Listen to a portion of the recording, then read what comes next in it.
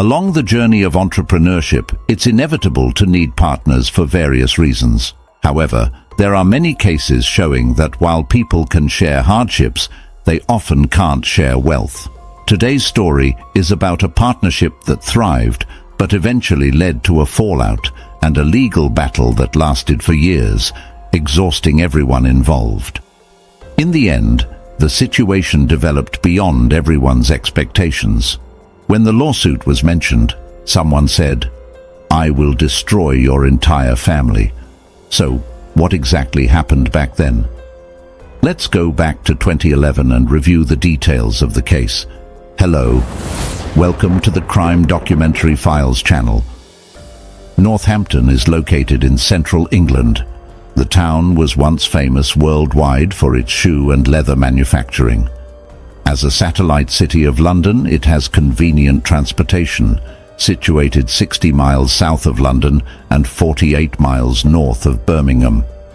The cases we are discussing today occurred in Wootton, a suburb of Northampton. On May 1st, 2011, at 6 p.m., a Sunday, a Wootton resident named Jason Sholey and his wife decided to check on their neighbors, the Ding family. The Sholeys had been neighbors with the Dings for almost 10 years and often took care of each other. For example, if the Dings were staying out overnight, they would inform the Sholeys to help keep an eye on their house. However, they hadn't seen the Dings for 3 days. The previous 2 days had been marked by the highly anticipated royal wedding of Prince William and Catherine Middleton, with community celebrations taking place. The Ding family's 2 daughters usually enjoyed participating in such events, but they hadn't been seen either, which was unusual. As the next day was a work and school day, the Sholeys thought the Dings should have returned by now. Growing more concerned, they decided to investigate.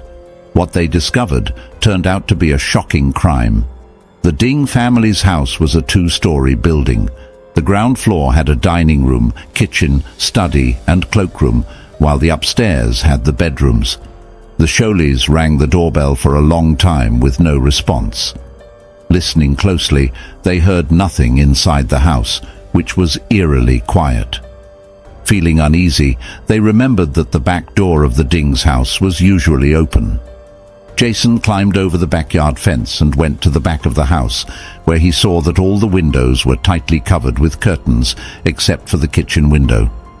Peeking through the kitchen window, he saw 2 human feet and a dark, paint-like substance on the floor. Alarmed, he shouted to his wife to call the police immediately. When the police arrived and broke into the house, they were met with a foul odor. In the kitchen, they found the bodies of an adult male and an adult female near a radiator. Upstairs, in a bedroom, they found the bodies of 2 young girls, one curled up on a bed and the other lying on the floor. The scene was horrifying. The investigation revealed that the victims were a British-Chinese family: 47-year-old father Ding Zhifeng, mother Cui Ge, 18-year-old daughter Ding Xin, and 12-year-old daughter Ding Huan. The parents were originally from Hangzhou and were university classmates majoring in chemistry. They came to the UK for further studies in the early 1990s, where Ding Zhifeng obtained a PhD and Cui Ge earned a master's degree.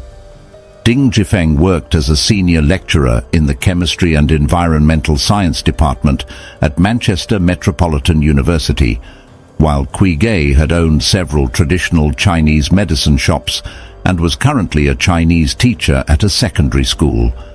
Their daughters were talented and charming, with the elder daughter Ding Xin attending a private high school in Northampton and already accepted into Nottingham University's medical program.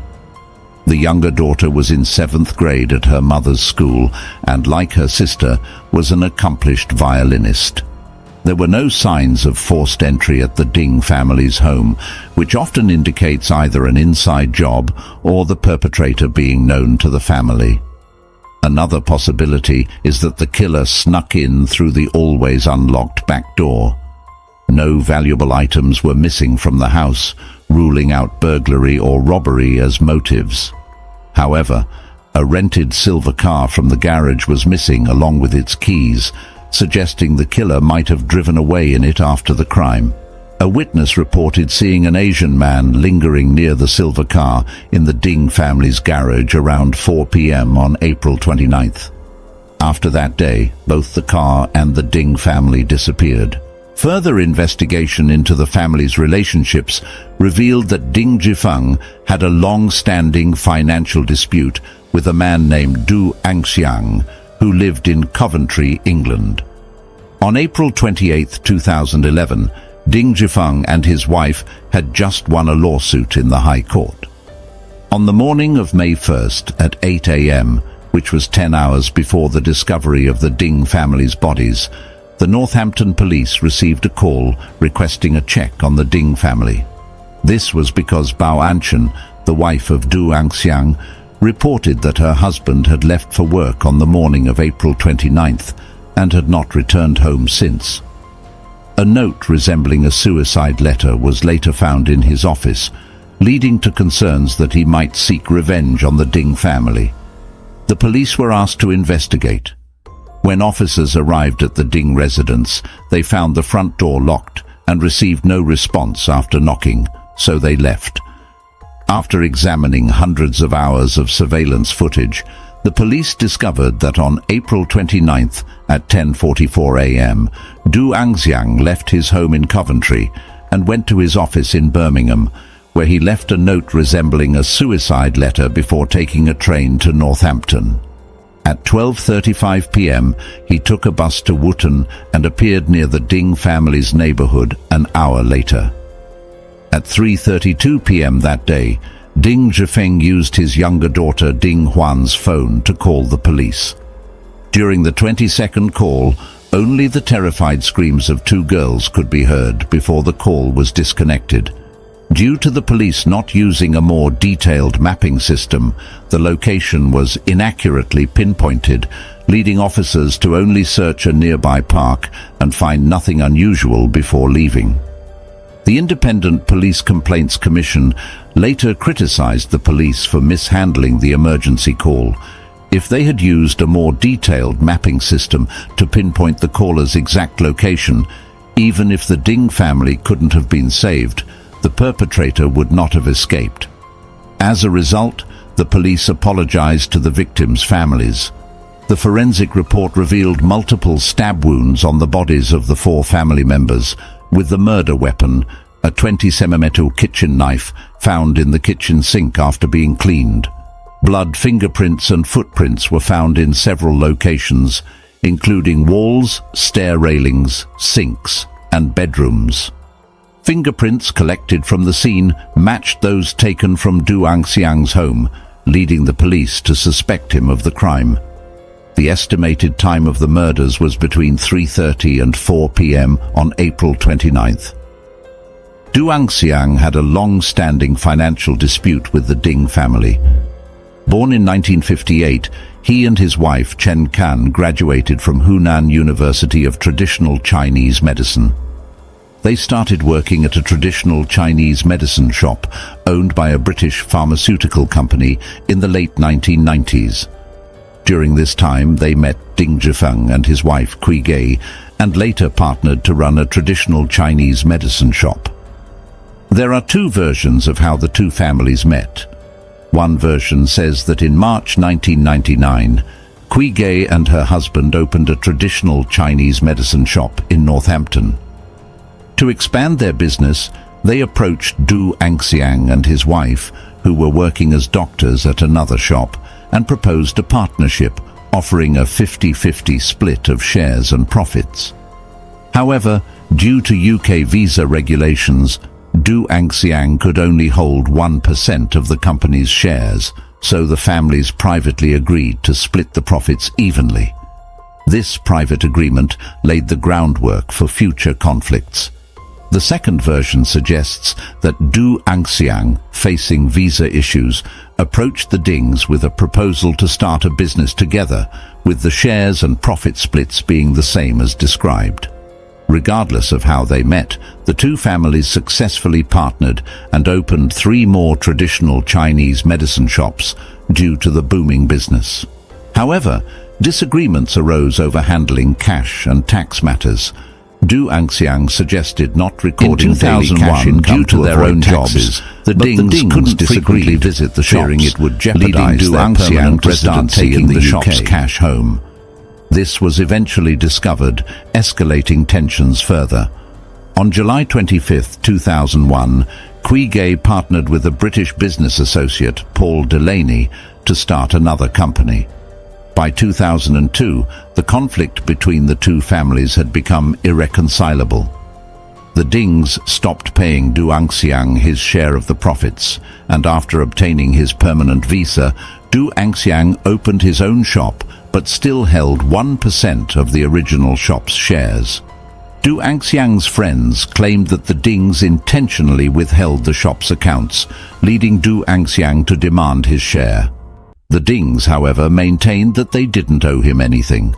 The conflict dragged on for 5 years, until Anxiang filed a lawsuit against the Dings for his share of the profits. Fearing the lawsuit, the Dings transferred ownership of their shops. On November 22, 2007, the Northampton County Court ruled in favor of Anxiang, ordering the Dings to pay him $30,000 for legal fees and to settle the profit dispute in a separate hearing. Local news reported that Cui Ge transferred the $30,000 to Anxiang's account shortly after the court's decision. On May 7, 2008, the court once again heard the financial dispute between the Ding family and the Du family. After several hours of trial, the judge ruled that the Ding family had to pay the Du family $40,000 as profits from their business partnership.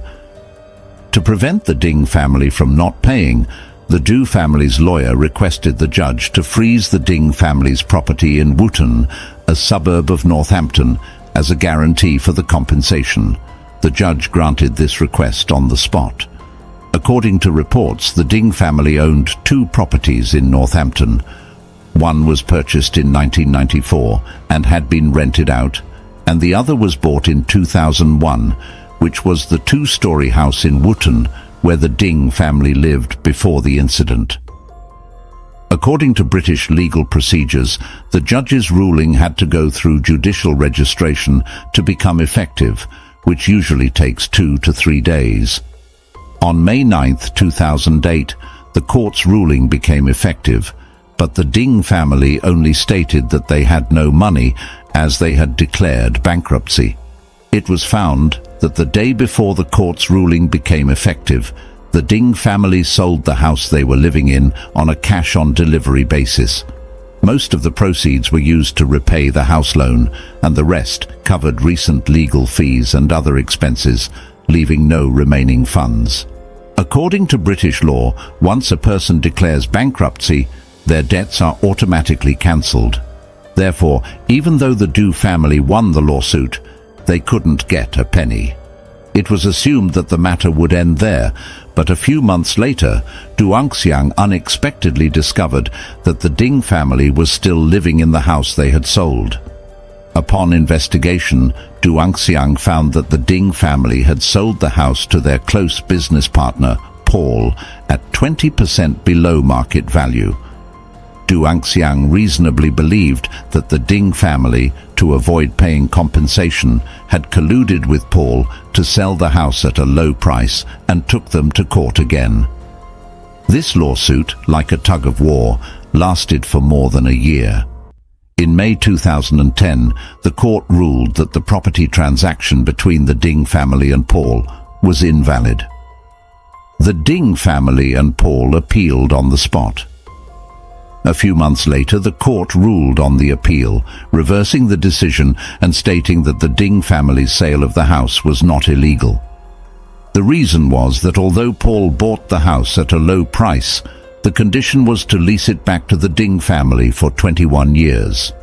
Therefore, the Ding family was renting the house, and there was no market disruption.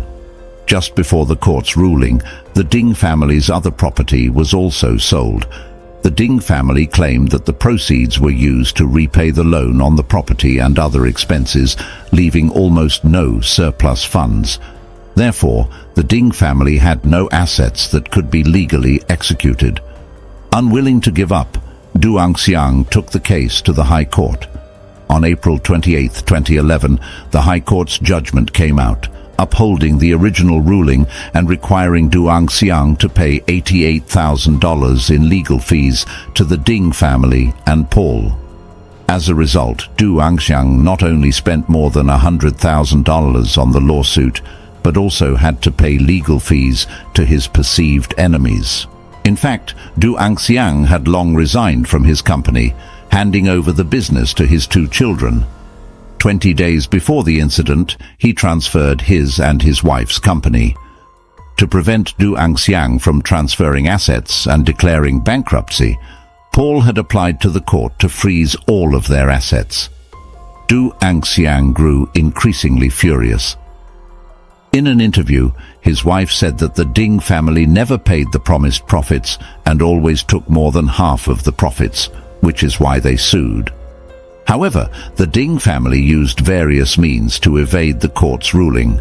Her husband, Anxiang, was determined to get back his share, which weighed heavily on his mind and caused his behavior to become increasingly erratic.